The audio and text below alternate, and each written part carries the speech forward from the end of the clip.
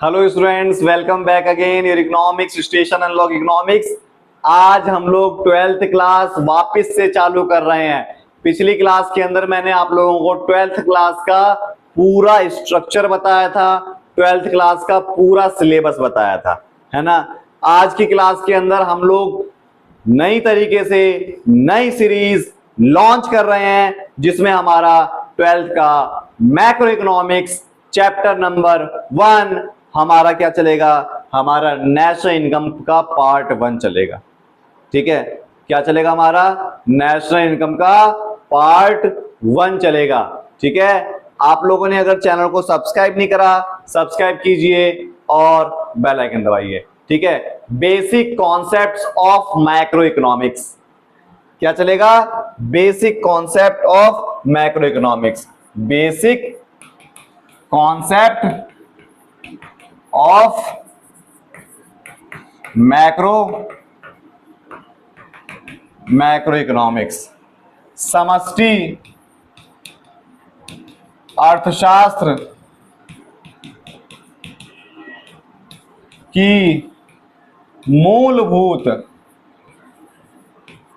अवधारणा, समष्टि अर्थशास्त्र की मूलभूत अवधारणा, हमारा ये वाला टॉपिक चलेगा, पार्ट 1 चलेगा। नेशनल इनकम की थ्योरेटिकल पार्ट चलेगा हमारा। अगर आप लोगों ने चैनल को सब्सक्राइब नहीं करा, सब्सक्राइब कीजिए, बेल आइकन दबाइए और ज्यादा से ज्यादा शेयर कर दीजिए। आप लोग जितना ज्यादा शेयर करेंगे, मैं आपका ही टीचर हूं, यहीं पढ़ाऊंगा और पूरे साल फ्री ऑफ कॉस्ट पढ़ाऊंगा, पूरी जिंदगी फ्री ऑफ कॉस्ट हमारी यूट्यूब पर पड़ेगी। कोई ऐप नहीं आएगा जिससे हमारे जो गरीब देश के बच्चे हैं वो क्या कर सकें, पढ़ सकें, एजुकेशन ग्रोथ कर सकें। समझ में आया? तो चैनल को सब्सक्राइब करें, बेल आइकन दबाएं और शेयर करें। ठीक है, तो बिना देरी करे हम लोग चालू करते हैं, आगे बढ़ते हैं। ठीक है, basic concept of macro economics. ठीक है, हमारा पार्ट 1 चल रहा है, पार्ट 1 चलेगा, पार्ट 1 चलेगा। ठीक है, इसमें जो है हमारा सबसे पहला टॉपिक क्या है, हमारा सबसे पहला टॉपिक है हमारा गुड्स एंड सर्विसेज। मतलब इसे क्या बोलेंगे हम, यूट्यूब के इतिहास में पहला चैनल ऐसा है जो आप लोगों को हिंदी मीडियम और इंग्लिश मीडियम पूरा पढ़ाया जाएगा। हिंदी मीडियम में भी पढ़ाया जाएगा, इंग्लिश मीडियम में भी पढ़ाया जाएगा। बस दिल थाम के बैठे, चैनल को सब्सक्राइब करें। हो सकता है हमारी नेशनल इनकम खत्म होते होते बहुत लंबी क्लास चले, लेकिन सिर्फ और सिर्फ 17-18 मिनट की क्लास चला करेगी, जिसमें आप लोग पूरे अच्छी तरीके से हमारी नेशनल इनकम खत्म होगी। समझ में आया? ठीक है, देखो सबसे पहला है हमारा फाइनल गुड्स, जिसे बोलते हैं अंतिम वस्तु। अंतिम वस्तु क्या बोलते हैं, अंतिम वस्तु। ये क्या होता है, by consumers and do not undergo any transformation. मतलब इसमें कोई भी कार्य अब बाकी नहीं होता, ये मार्केट में बिकने के लिए तैयार होता है, उसे बोलते हैं हम फाइनल गुड्स। समझ में आया? इंटरमीडिएट गुड्स क्या होता है, इसे बोलते हैं मध्यवर्ती वस्तु। इसे क्या बोलते हैं, मध्यवर्ती वस्तु। Consumption are used only raw material.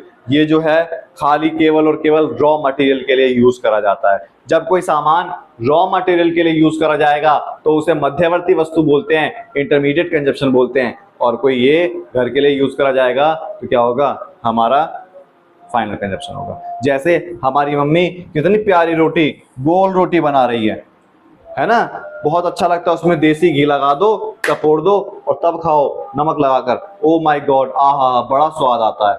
तुम लोगों ने पुराने जमाने की जिंदगी नहीं जी। पुराने जमाने में रोटी पर सरसों का तेल लगाकर, प्याज लगाकर, नमक लगाकर तब खाते थे भाई, बहुत मजा आता था खाने में। आज भी हमारा मन करता है तो हम कभी कभी खा लेते हैं। ठीक है, तो ऐसे ही हमारी मम्मी ने रोटी बनाया, घर में बनाया, तो ये फाइनल कंजप्शन है। लेकिन यही बेचने के लिए बेच करा जा रहा है तो वो क्या कहलाएगा, इंटरमीडिएट कंजप्शन। समझ में आया? नोट करते जाना, नोट करते जाना, नोट करते जाना। चैनल को सब्सक्राइब जरूर कर देना। इससे बाहर अगर पेपर में कुछ आ जाए तो नाम बदल देना, चैनल को अनसब्सक्राइब करके चले जाना। 100% यहीं से आएगा, गारंटेड यहीं से आएगा। आ गया तो यहीं से पेपर आएगा, ध्यान रखना। अब देखो फाइनल गुड्स मैंने ये बताया, फाइनल गुड्स दो तरीके की होती है, एक होता है कंजप्शन गुड्स, उपभोक्ता वस्तु या उपभोग वस्तु, और एक कैपिटल गुड्स, पूंजीगत वस्तु। कैपिटल गुड्स, पूंजीगत वस्तु। समझ में आया?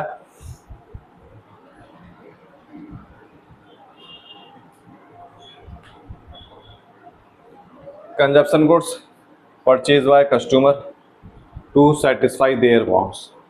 क्या होता है, जो कंजप्शन गुड्स होता है ना, ये उपभोक्ता द्वारा खरीदा जाता है, उपभोक्ता द्वारा। जैसे ये पेन मैं अपने घर के यूज के लिए लेकर आऊंगा तो कंजप्शन है ना, मैंने बताया सब्जी हम अपने घर के लिए लेकर आए तो कंजप्शन। उपभोक्ता द्वारा जब कोई सामान खरीदा जाता है सेटिस्फाई पाने के लिए, सेटिस्फैक्शन पाने के लिए, तो वो क्या कहलाएगा, हमारा कंज्यूमर गुड्स कहलाएगा। कोई सामान परचेज करा जाता है प्रोड्यूसर के द्वारा, ये देखो ट्रक खरीद लिया, इससे क्या होगा, वस्तु और सेवाओं का उत्पादन होगा, गुड्स और सर्विस का उत्पादन होगा। कोई सामान खरीदा जाता है किसके लिए, प्रोड्यूसर सेक्टर के द्वारा, प्रोडक्शन के लिए, तो उसे बोलते हैं, हमारा क्या बोलेंगे, उसे हम बोलेंगे उसे हम बोलेंगे पूंजीगत वस्तु, कैपिटल गुड्स। ठीक है, उसे हम क्या बोलेंगे, पूंजीगत वस्तु, कैपिटल गुड्स। चैनल को सब्सक्राइब करते जाना, ध्यान रखना चैनल को सब्सक्राइब करते जाना। फिर इसके बाद फाइनल गुड्स मैंने बताया, कंजप्शन गुड्स होती है जो सेटिस्फैक्शन खरीदने के लिए करी जाती है, कैपिटल गुड्स होती है जो उत्पादन करने के लिए जाती है। फिर उसके बाद कंजप्शन गुड्स के टाइप हैं। कंजप्शन गुड्स मतलब उपभोग वस्तु या उपभोक्ता वस्तु। इसमें सबसे पहला है ड्यूरेबल। ड्यूरेबल का मतलब टिकाऊ, टिकाऊ वस्तु। नॉन ड्यूरेबल गैर टिकाऊ वस्तु। सेमी ड्यूरेबल अर्ध टिकाऊ वस्तु। सर्विसेज सेवा। ठीक है, ये हमारी कितने प्रकार की कंजप्शन गुड्स हो गई, हमारी 4 प्रकार की कंजप्शन गुड्स हो गई। ठीक है, हिंदी में मैंने बता दिया, हिंदी और इंग्लिश दोनों चलाया जा रहा है। ठीक है,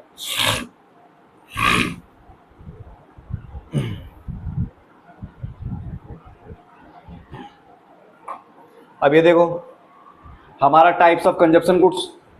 सबसे पहला ड्यूरेबल गुड्स, जो टिकाऊ वस्तु होता है, जो लंबे समय तक चलता है। इसकी मार्केट वैल्यू भी क्या होती है, हाई होती है। During course consumption goods are more than once and rapidly, मतलब 1 साल से ज्यादा चले और बार बार यूज करा जाए। जैसे गाड़ी हो गई, वॉशिंग मशीन हो गई, लंबे समय तक चलता है, तो हमारा ये क्या हो गया, टिकाऊ वस्तु।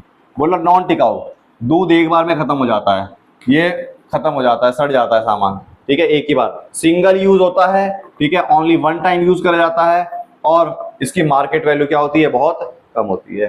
Consumer semi durable goods, semi durable goods के अंदर आता है, ये higher time period less than durable, मतलब ड्यूरेबल से थोड़ा कम चलता है, 1 साल या उससे थोड़ा सा ज्यादा। जो ड्यूरेबल है बहुत लंबे समय तक चलता है, ये 1 साल या उससे थोड़ा सा ज्यादा, जैसे कपड़े हो गए, फर्नीचर हो गई। ठीक है, समझ में आया?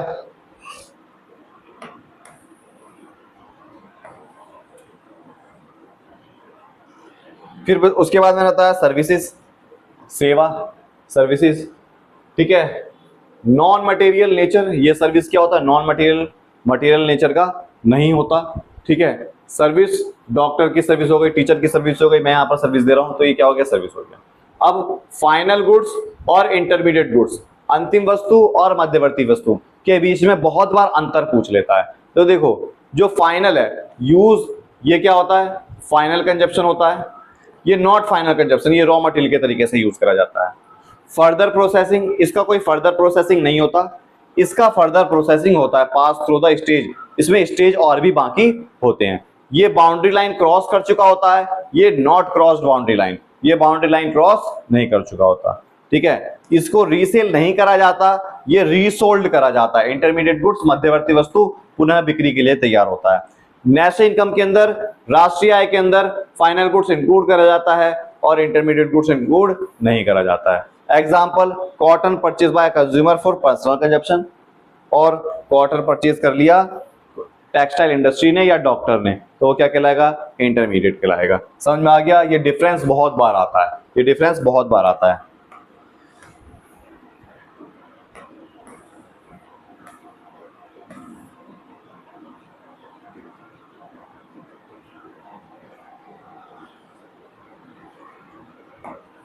फिर फाइनल गुड्स और इंटरमीडिएट गुड्स, ये कौन कौन यूज करा जाता है? Purchase by house hold, final goods जो है हाउस होल्ड के द्वारा परचेज करा जाता है, और जो इंटरमीडिएट होता है ये प्रोड्यूसिंग सेक्टर, ये इंडस्ट्री के द्वारा सामान, जैसे मान लो आटा घर में बना रही है मम्मी खाना, और ये ब्रेड बनाने के लिए आटा खरीदा जा रहा है। समझ में आया?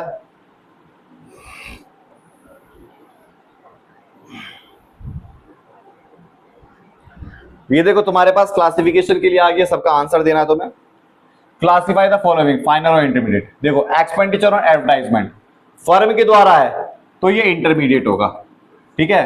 फर्म के द्वारा है तो क्या होगा? मध्यवर्ती होगा। Mobile setup purchase by mobile dealer, mobile dealer के द्वारा तो ये भी क्या हो गया? मध्यवर्ती होगा, इंटरमीडिएट होगा। Petrol purchase by public, public के द्वारा पेट्रोल खरीदा जा रहा है तो क्या होगा? ये हमारा कौन सा होगा? ये हमारा होगा फाइनल गुड्स होगा। लैपटॉप इंस्टॉल ऑफिस में है तो ये इंटरमीडिएट होगा। समझ में आया? ऐसे ही तुम्हारे पास क्वेश्चन आएंगे पेपर के अंदर, ऐसे ही बहुत सारे क्वेश्चन आते हैं, ठीक है।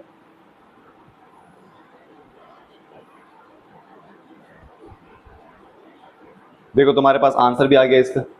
मैंने पहला बताया इंटरमीडिएट होगा, दूसरे पर भी इंटरमीडिएट लगाया था, इस पर फाइनल लगाया था, इस पर भी फाइनल लगाया था, और ये समझ में आ गया। ऑफिस जो है, office regarded final goods, office जो है लैपटॉप खरीदेगा तो वो ऑफिस में लैपटॉप नहीं बेचा जाता, ऑफिस में सर्विस बेची जाती है, ठीक है।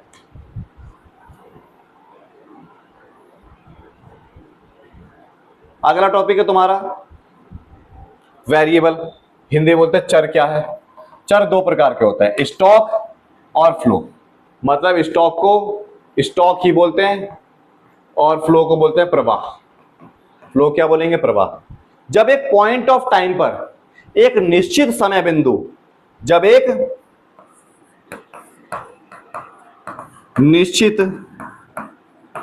समय बिंदु की बात करी जाएगी तो उसे स्टॉक बोलते हैं, ठीक है। ये स्टैटिक नेचर होता है, बदलता रहता है, आज कम ज्यादा होता है। जैसे कैपिटल हो गया, बैंक डिपॉजिट हो गया, अभी हमारे पास कितना सामान पड़ा हुआ है, टैंक में कितना पानी पड़ा हुआ है, वो हमारा स्टॉक है, ठीक है। लेकिन फ्लो का मतलब होता है प्रवाह, मेजर ओवर टाइम पीरियड। ये एक इंटरवल टाइम के, मतलब एक हफ्ते के अंदर, एक साल के अंदर, ठीक है, ये बदलता रहता है, ठीक है। Have element time attach to dynamic nature, ये बदलते नेचर क्या होता है इसका? डायनेमिक, मतलब बदलता रहता है।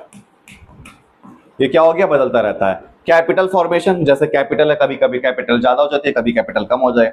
इंटरेस्ट ऑन कैपिटल, इंटरेस्ट आना, इंटरेस्ट देना, है ना। वाटर फ्लो मतलब पानी का आना, मतलब क्या हो गया? स्टॉक का मतलब अभी सामान कितना पड़ा हुआ है वो स्टॉक। फ्लो का मतलब कितना आया कितना गया, उसके स्टेटमेंट को बोलते हैं फ्लो। समझ में आया? फ्लो का मतलब क्या हुआ? उसके स्टेटमेंट को हमने क्या बोला? हमने उसके स्टेटमेंट को बोला फ्लो, ठीक है। उसके स्टेटमेंट को हमने क्या बोला? फ्लो बोला, है ना।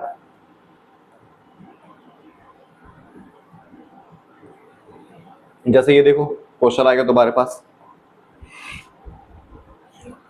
राइस स्टोर करा जा रहा है, नंबर ऑफ बर्थ फ्लो हो गया, मनी की सप्लाई ये स्टॉक कहलाता है, ठीक है। वाटर ओवरहेड टैंक फ्लो हो गया, सेल ऑफ व्हीट फ्लो हो गया। देखो सबका आंसर भी नीचे दे रखा होगा, नहीं दे रखा तुम खुद कर लेना, ठीक है। समझ में आया? अब देखो फिर method measure of national income. National income निकालने के तीन मेथड है। पहला है वैल्यू एडेड मेथड, मूल्य वृद्धि विधि। दूसरा है इनकम मेथड, आय विधि। तीसरा है एक्सपेंडिचर मेथड, व्यय विधि। तीसरा क्या है? एक्सपेंडिचर मेथड, व्यय विधि। चाहे देखो मूल्य वृद्धि विधि का मतलब होता है हर स्टेज पर कुछ ना कुछ वैल्यू क्या होती है? ऐड होती आती है। जैसे किसान ने सामान उगाया, किसान ने वो सामान किसी और को बेचा होगा, वहां पर क्या होगा? पैकिंग वैकिंग हुई होगी, छांटा गया होगा, फिर उसने आगे बेचा होगा। ये एक प्रोसेस जब चलता है तो वैल्यू हर स्टेज पर ऐड हो रही है, उसे बोलते हैं मूल्य वृद्धि विधि। उसे क्या बोलते हैं? मूल्य वृद्धि विधि, ठीक है। फिर उसके बाद जब कोई काम करेगा कहीं, चाहे वो ऑर्गेनाइजेशन ही क्यों ना हो, तो उसको प्रॉफिट होगा, इनकम होगा, कुछ ना कुछ निकल कर आएगा, तो वो इनकम मेथड होगा, ठीक है।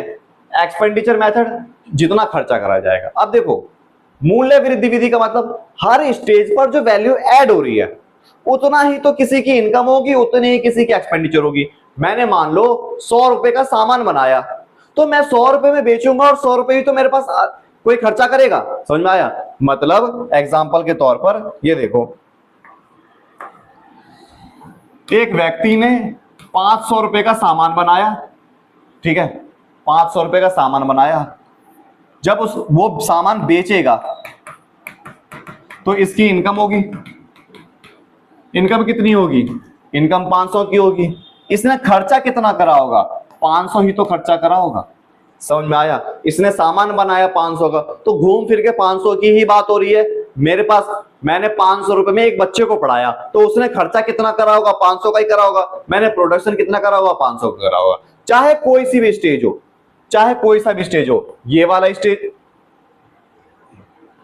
चाहे ये वाला स्टेज हो, ये वाला हो या ये वाला हो, तीनों मेथड में नेशनल इनकम बराबर निकल कर आती है। तीनों मेथड में नेशनल इनकम क्या निकल कर आती है? बराबर निकल कर आती है। क्यों? जितने का प्रोडक्शन होता है उतने की ही उसकी इनकम होती है, उतना ही कोई खर्चा करता है। इसीलिए तीनों आपस में क्या होता है? बराबर होता है। इसीलिए तीनों आपस में क्या होता है? बराबर होता है। समझ में आया? इसीलिए तीनों आपस में क्या होता है? बराबर होता है। तो आज के लिए इतना ही, ठीक है। अगर आप लोगों ने चैनल को सब्सक्राइब नहीं करा, सब्सक्राइब कीजिए, बेल आइकन दबाइए और ज्यादा से ज्यादा क्या कीजिए? शेयर कीजिए। हम धीरे धीरे, हम कछुए की चाल से चलेंगे और चीते की तरह हम जीतेंगे। समझ में आया? हमें घोड़ा नहीं बनना है, हमें खरगोश नहीं बनना है। मैं बार बार बोल रहा हूं, हमें घोड़ा नहीं बन रहा है, हमें खरगोश नहीं बनना है। हम कछुए की चाल से टुकदुम टुकदुम टुकदुम तुम चलेंगे और हम बोर्ड एग्जाम में हम फतेह हासिल करेंगे गारंटी के साथ। यहीं से पेपर लीक भी करवा दिया जाएगा, यहीं से पेपर आएगा, ठीक है। ये तो हमने इकोनॉमिक्स की बात करी। हमारी बिजनेस स्टडीज की भी क्लास चालू हो रखी है। अगर आप लोगों ने चैनल को सब्सक्राइब नहीं करा, बेल आइकन दबाइए, सब्सक्राइब कीजिए, ज्यादा से ज्यादा शेयर कीजिए। सारी क्लासेस अब आपको धीरे धीरे यहीं अवेलेबल होगी। ठीक क्लास। जय हिंद, जय भारत, सत श्री अकाल।